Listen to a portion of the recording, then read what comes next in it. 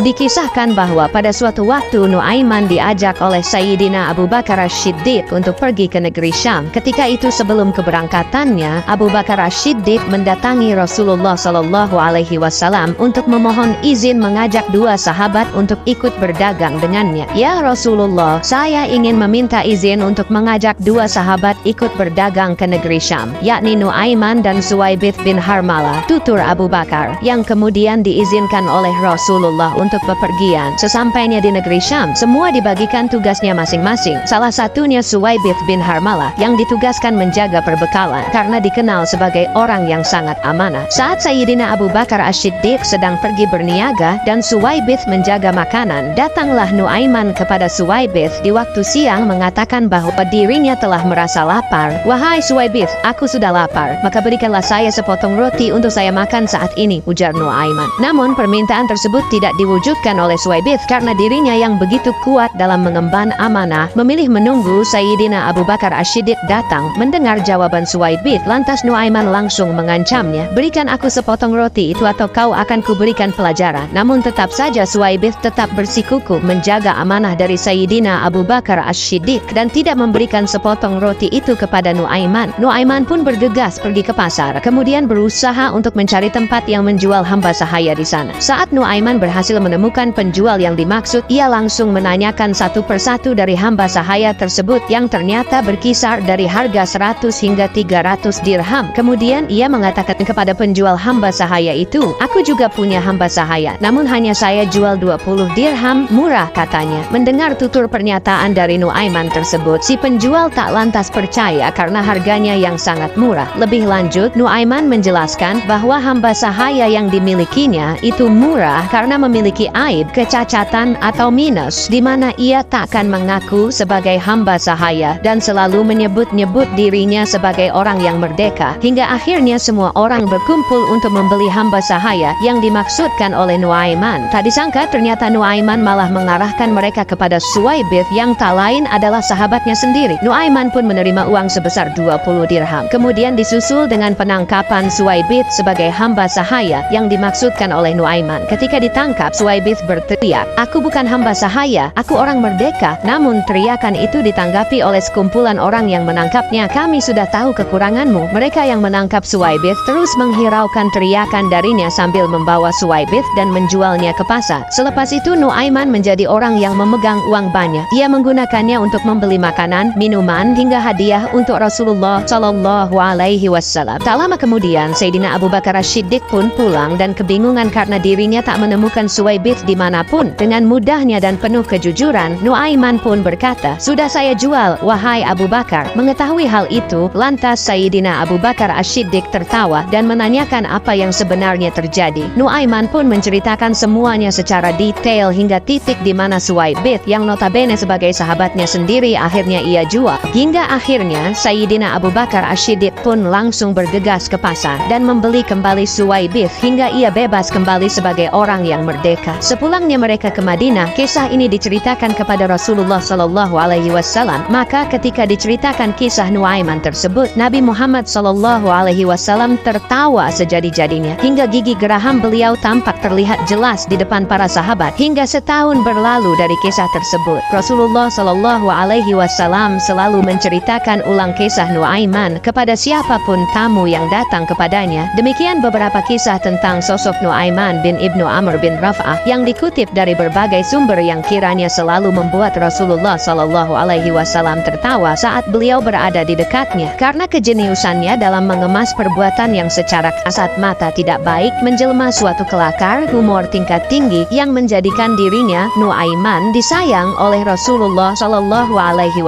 Bahkan Rasulullah pun melarang para sahabat untuk mencela Nuaiman karena ia adalah seorang mujahid sejati Islam. Nuaiman juga sangat mencintai Allah dan Rasulnya hingga Rasulullah SAW bersabda, kalian jangan senang menghujat Nuaiman karena dia cinta kepada Allah dan Rasulnya. Dalam syarah Bukhari di kitab Fath al-Bari karangan Ibnu Hajar al-Asqalani tertulis, tidak termasuk syarat cinta Allah dan Rasul harus terbebas dari semua dosa. Wallahu a'lam.